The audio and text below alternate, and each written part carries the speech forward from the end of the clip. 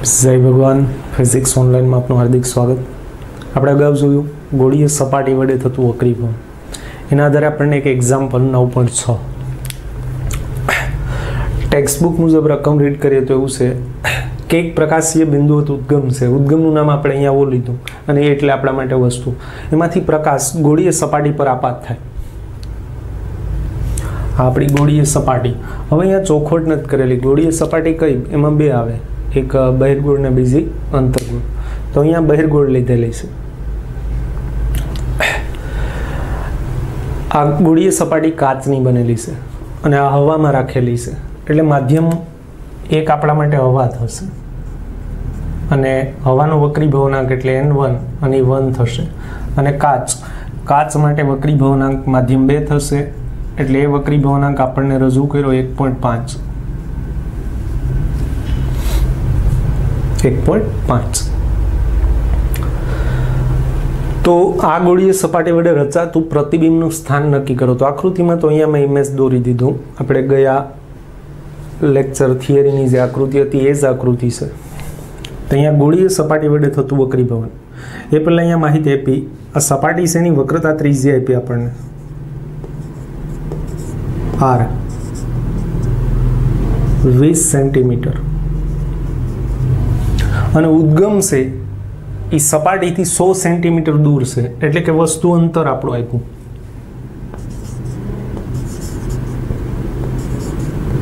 100 centimetre અને પ્રતિબિંબનું સ્થાન એટલે કે પ્રતિબિંબ અંતર મેળવવાનું કીધું આપણે,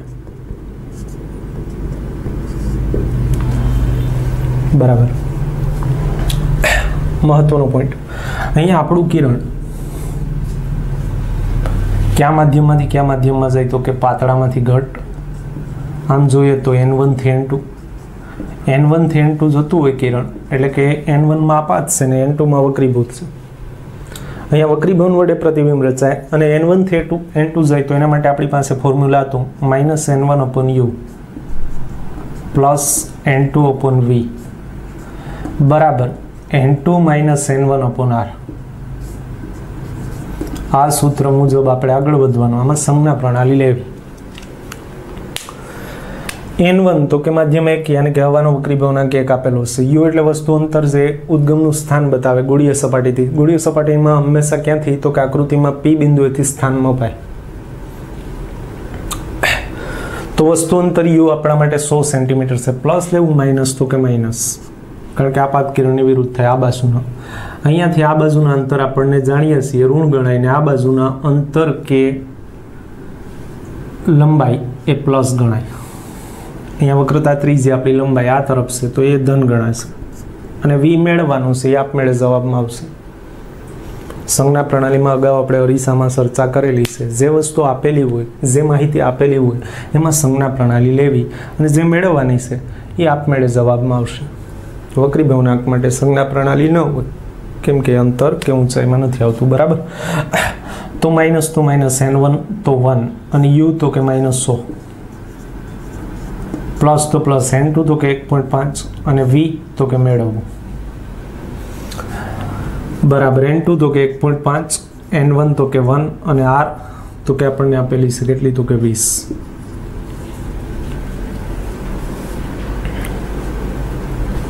सिंपल गणित।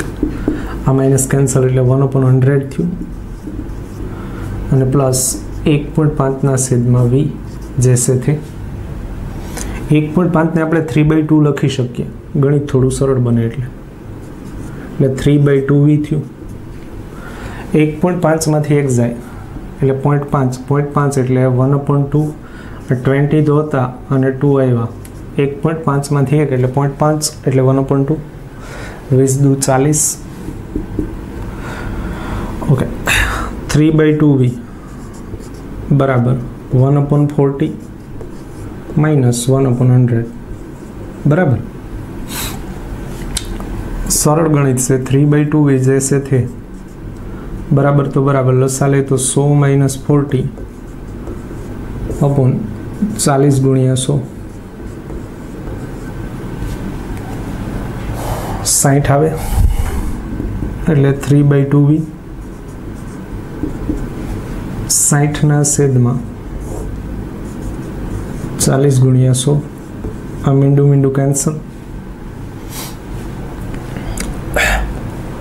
અહીંયા 3 દુ 6 અને 2 દુ 4 2 2 કેન્સલ એટલે આપણને આવશે 1/v બરાબર 1/100 તો v આપણા માટે 100 આવ્યા યાनी કે પ્રતિબિંબનું સ્થાન 100 સેન્ટીમીટર હશે ધન આવ્યું ઋણ ધન વક્રીભવનની ઘટનામાં ખાસ નોંધ આપણે ક્લિયર રાખશું વક્રીભવન માટે પરાવર્તન માટે પ્રતિબિંબ રચાય તો કેવી રીતે એમ વક્રીભવન માટે જો પ્રતિબિંબ અંતર ધન આવે પરાવર્તનમાં પ્રતિબિંબ અંતર ધન હોય તો પ્રતિબિંબ આભાસી અને ચોથું હોય અહીંયા વક્રીભવનમાં પ્રતિબિંબ અંતર ધન હોય તો પ્રતિબિંબ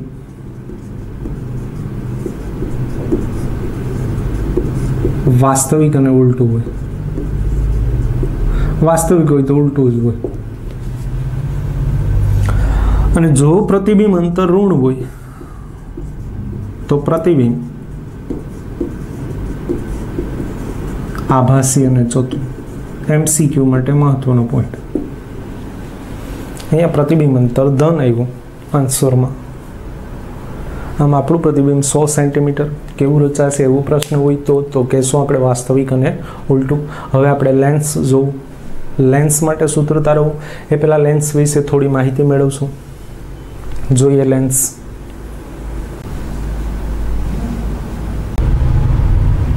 તો હવે આપણે લેન્સ તરફ જોઈએ લેન્સમાં વ્યાખ્યા ભણતા પહેલા લેન્સ બને કેવી રીતે એ જોવું લેન્સ બનાવવા માટે પહેલા તો 2 કાચના નક્કર ગોળા તૈયાર થાય 2 કાચના નક્કર ગોળા સપોઝ આ ગોળો નંબર 1 અને અહીંયા ગોળો નંબર 2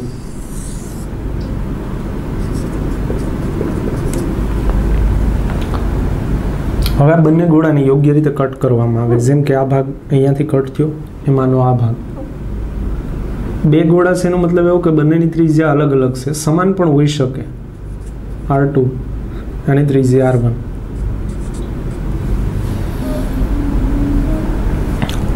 હવે આ બંને ભાગ જે કટ કર્યા એ બંને ભાગને જોઈન્ટ કરીએ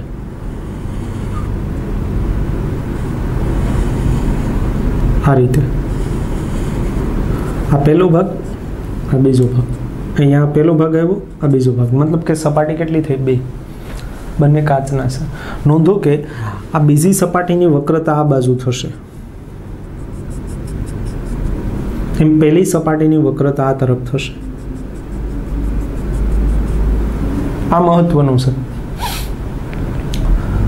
મતલબ કે લેન્સને ડબલ વક્રતા ત્રિજ્યા આપી શકાય કેમ કે પહેલી સપાટીનું સેન્ટર આ બાજુ આવે બીજી સપાટીનું સેન્ટર આ તરફ આવે C2 આ C1 તો અહીંયા ત્રિજ્યા આ તરફ થશે 1 ની આ તરફ R1 અને 2 ની આ તરફ R2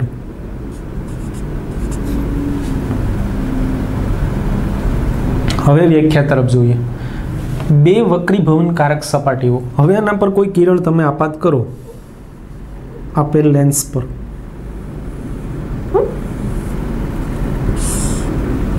તો પહેલી વખત અહીંયા વક્રીભવન થશે કેમ કે પાતળામાંથી કેમાં જશે ઘટ આ ધારો કે હવાનું માધ્યમ છે અને આ કાચ એટલે ઘટ માધ્યમ પાતળામાંથી ઘટ ફરી પાછું અહીંયાથી કિરણ બહાર નીકળે સપાટી 2 પાસેથી તો ઘટમાંથી પાતળામાં એટલે કેટલી વખત વક્રીભવન થયું 2 વખત તો MCQ લેન્સમાં કેટલી વખત વક્રીભવન થાય 2 વખત 2 વક્રીભવનકારક સપાટી વડે ઘેરાતું અને પ્રતિબિંબ રચી શકે તેવી રચના એટલે આપણો લેન્સ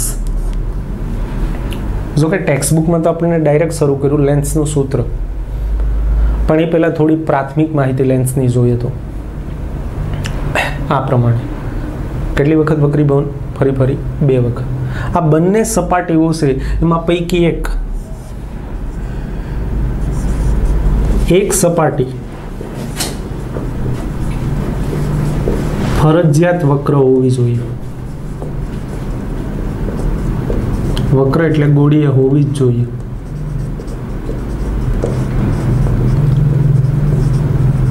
અહીંયા આપેલ આકૃતિમાં બંને બાજુ વક્રતા છે.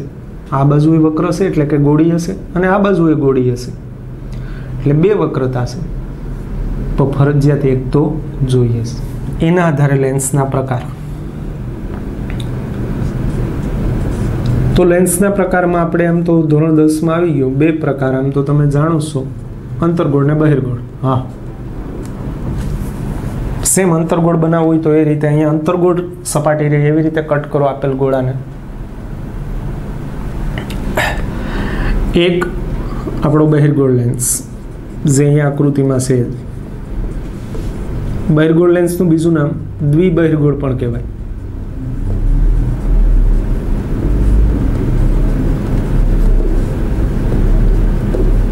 બીજો પ્રકાર અંતર્ગોળ લેન્સ.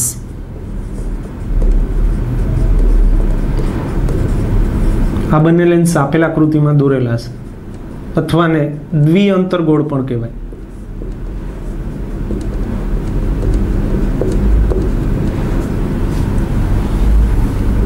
અંદરથી ગોળ બે વખત, બંને તરફ બહિર્ગોળ, દ્વિબહિર્ગોળ, દ્વિઅંતર્ગોળ. આપણે ભણવામાં આમ તો આ મુખ્ય છે. અને ત્રીજો પ્રકાર સમતલ બહિર્ગોળ.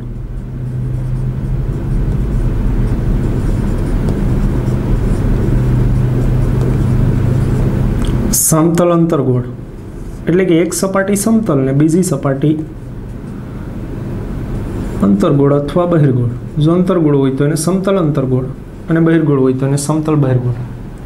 આકૃતિ તરફ જોવું હોય તો સપોઝ આ પ્રકારે કોઈ લેન્સ છે, એક સપાટી સમતલ છે ને બીજી વક્ર છે, એમ પણ માની શકાય કે આનો એક જ ભાગ રાખીએ તો એક સપાટી સમતલ ને એક વક્ર. જો ફરજિયાત એક વક્ર છે, એક સમતલ છે. સમતલ અંતર્ગોળ આ પ્રકારે થશે. એક બાજુ અંતર્ગોળ, એક બાજુ સમતલ, સમતલ અંતર્ગોળ. હવે એક સાઈડથી અંતર્ગોળ, એક સાઈડથી બહિર્ગોળ, એને મેનિસ્કસ લેન્સ પણ કહેવાય.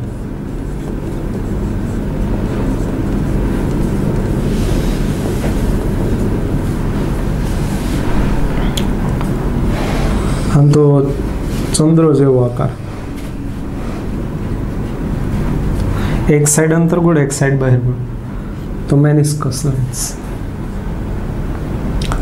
એટલે લેન્સના મુખ્ય પ્રકાર તો આપણે ભણવાના છે બે, અંતર્ગોળ અને બહિર્ગોળ. બાકી ખરેખર પ્રકાર કેટલા છે? 5 ધોરણ 10 મુજબ. હવે મહત્વની વાત લેન્સ માટે. બહિર્ગોળ લેન્સ છે આપણો, એની પર તમે કોઈ કિરણો આપાત કરો અનંત અંતરેથી. ધારો કે એના પર આપણે 3 કિરણો ધ્યાનમાં લઈએ. આ એક, અને એક તો દોરેલું છે એટલે કે મુખ્ય અક્ષ, અને આ બીજું. તો આપણે જાણીએ છીએ મુજબ આ બે કિરણોને કોઈ બિંદુ પાસે, આ ત્રણેય કિરણો કોઈ બિંદુ પાસે ભેગા થશે. લાઈક આમાં ક્યાંક ભેગા થશે.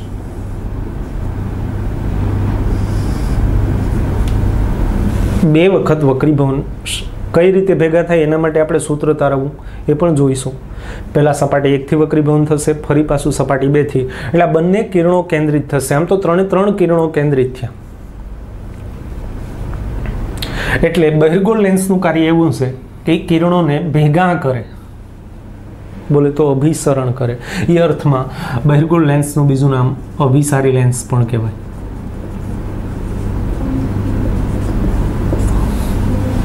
જ્યારે અંતર્ગોળ લેન્સ પર તમે આ જ કિરણો અનંત અંતરેથી આપો, અનંત અંતરેથી એટલે કે મુખ્ય અક્ષને સમાંતર કિરણો તમે આપો,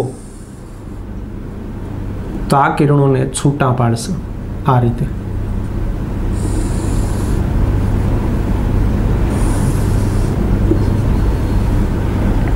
પ્રતિબિંબ રચવું હોય કિરણ પ્રકાશ શાસ્ત્રથી, તો પ્રતિબિંબ પરાવર્તનથી રચવું હોય કે વક્રીભવનથી, હંમેશા આપેલ કિરણોને તમારે મુખ્ય અક્ષ પર ભેગા કરવા. આ આપમેળે ભેગા થયા એટલે આ પ્રતિબિંબ વાસ્તવિક કહેવાય. અહીંયા ક્યાંય ભેગા થશે, આમ ક્યાંય મુખ્ય અક્ષ પર નહીં. મુખ્ય અક્ષ તો અહીંયા છે, તો આ કિરણોને પાછા ખેંચવા પડે મુખ્ય અક્ષ પર, એવો તમને ભાસ થાય. જાણે કે આ કિરણો અહીંયાથી અપસરણ થયા. એટલે કે અંતર્ગોળ લેન્સ છે એ કિરણોને અપસરણ કરે છે, મતલબ કે આ લેન્સ આપણો અપસારી લેન્સ કહેવાય, આ અભિસારી ને આ અપસારી. હવે કોઈ પણ લેન્સનું તમે ભૌમિતિક કેન્દ્ર માપો, જેમ કે અહીંયા બહિર્ગોળ લેન્સનું આ ભૌમિતિક કેન્દ્ર થાય, એને એનું ઓપ્ટિકલ કેન્દ્ર કહેવાય. એમ અંતર્ગોળનું આ થશે, એને એનું ઓપ્ટિકલ કેન્દ્ર કહેવાય, પ્રકાશીય કેન્દ્ર. હંમેશા ઓપ્ટિકલ કેન્દ્રમાંથી પસાર થતું કિરણ વક્રીભવન નથી અનુભવતું. MCQ, કોઈ પણ લેન્સ અંતર્ગોળ હોય કે બહિર્ગોળ, એના ઓપ્ટિકલ કેન્દ્રમાંથી પસાર થાય એ કિરણ ક્યારેય પણ વક્રીભવન ન પામે. તો લેન્સમાં ખાલી જગ્યામાંથી પસાર થતું કિરણ વક્રીભવન ન પામે, ઓપ્ટિકલ કેન્દ્ર. ખરા ખોટામાં એવી રીતે આપણને વિધાન કારણના પ્રશ્નો હોય તો આ બધું મહત્વનું. નેટ જે ગુજકેટ. અને કિરણો જે બિંદુએ ભેગા થાય અથવા જે બિંદુએથી છૂટા થતા હોય એવો ભાસ થાય, તે બિંદુને લેન્સનું મુખ્ય કેન્દ્ર કહેવાય. જેમ કે આ બહિર્ગોળ લેન્સનું દ્વિતીય મુખ્ય કેન્દ્ર તરીકે વ્યાખ્યાયિત થાય, એમ અહીંયા આ અંતર્ગોળ લેન્સનું પ્રથમ મુખ્ય કેન્દ્ર F1 કહેવાય. બહિર્ગોળ લેન્સમાં એક બીજી આકૃતિ આ પ્રમાણે, આ ઓપ્ટિકલ કેન્દ્ર, આપણી મુખ્ય અક્ષ. હવે અહીંયા ઉદ્ગમ રાખીએ અને અહીંયાથી કિરણો આપણે આ રીતે આની ઉપર છોડીએ અને વક્રીભવન પામેલા કિરણો મુખ્ય અક્ષને સમાંતર બને. આ સપાટી 2 ના આ વક્ર સપાટી નંબર 2 પરથી વક્રીભવન પામી અને કિરણો મુખ્ય અક્ષને સમાંતર બને, તો આને બહિર્ગોળ લેન્સનું આ કેન્દ્રને પ્રથમ મુખ્ય કેન્દ્ર કહેવાય, F1. જેમ અહીંયા F1 આ થયું, અહીંયા F2 આ થયું. ક્લિયર? એમ આ બાજુ પણ દ્વિતીય મુખ્ય કેન્દ્ર વ્યાખ્યાયિત કરી શકાય. મતલબ કે લેન્સમાં મુખ્ય કેન્દ્ર 2 હોય, F1 અને F2. F1 અને F2 બહિર્ગોળમાં અને અંતર્ગોળમાં. હવે ઓપ્ટિકલ કેન્દ્રથી એના પ્રથમ મુખ્ય કેન્દ્ર સુધીનું અંતર અંતર્ગોળ લેન્સ હોય તો એને લેન્સની કેન્દ્ર લંબાઈ F કહેવાય, O થી F1. જ્યારે બહિર્ગોળ લેન્સમાં ઓપ્ટિકલ કેન્દ્રથી દ્વિતીય મુખ્ય કેન્દ્ર સુધીના અંતરને એની કેન્દ્ર લંબાઈ કહેવાય, જેને F વડે દર્શાવી. નોંધો કે બહિર્ગોળ લેન્સમાં દ્વિતીય મુખ્ય કેન્દ્રનું મહત્વ છે, જ્યારે અંતર્ગોળ લેન્સમાં પ્રથમ મુખ્ય કેન્દ્રનું મહત્વ છે. શા માટે? એની સંજ્ઞા પ્રણાલીના આધારે સમજી શકશું.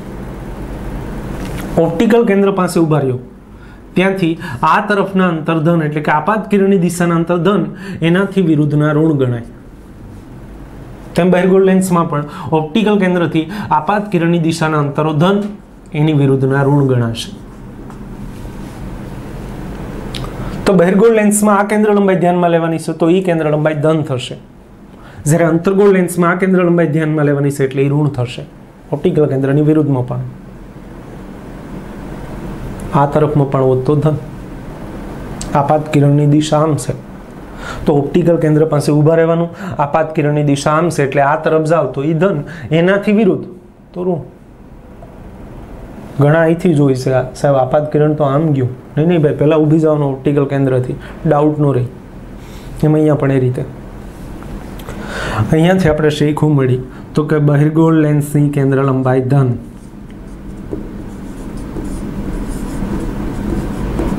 અને અંતર્ગોળ લેન્સની કેન્દ્ર લંબાઈ ઋણ.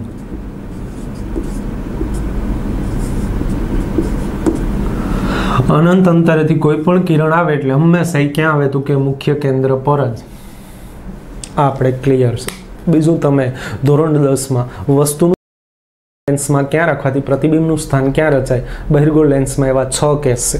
પહેલા અનંત અંતર તો F2 પર, અનંત અંતર અને F1 ની વચ્ચે તો અહીંયા F2 થી દૂર. પછી આવે ક્યાં અનંત અંતર અને 2F1 ની વચ્ચે તો 2F2 અને F2 ની વચ્ચે, 2F1 પર 2F2 પર, 2F1 અને F1 ની વચ્ચે તો ત્યાં 2F2 થી દૂર. F2 પર તો આ બાજુ, F1 પર તો આ બાજુ અનંત અંતર. આ 6 કેસ છે આપણા. એમ અંતર્ગોળ લેન્સમાં માત્ર 2 કેસ છે. એ જરા રીડ કરી લેવા MCQ માટે, થિયરી માટે. હવે આપણે નેક્સ્ટ લેન્સનું સૂત્ર તારવવું. ક્લિયર? બહિર્ગોળ લેન્સની કેન્દ્ર લંબાઈ ધન, અંતર્ગોળ લેન્સની કેન્દ્ર લંબાઈ ઋણ. શા માટે? બહિર્ગોળ લેન્સમાં દ્વિતીય મુખ્ય કેન્દ્રનું મહત્વ, અંતર્ગોળ લેન્સમાં પ્રથમ મુખ્ય કેન્દ્રનું મહત્વ. એ પણ શા માટે? તો કે બહિર્ગોળ લેન્સમાં આપણને પ્રતિબિંબોના પ્રકાર મળે કેવા? વાસ્તવિક અને ઉલટું, મોસ્ટ ઓફ ધી. અને અંતર્ગોળ લેન્સમાં બધા જ પ્રતિબિંબ કેવા આવે? આભાસી અને ચતુર, 2 જ આવે. આ માટે સંજ્ઞા પ્રણાલીનું મહત્વ. અહીંયા વસ્તુ ક્લિયર થઈ. અસ્તુ. જય ભગવાન.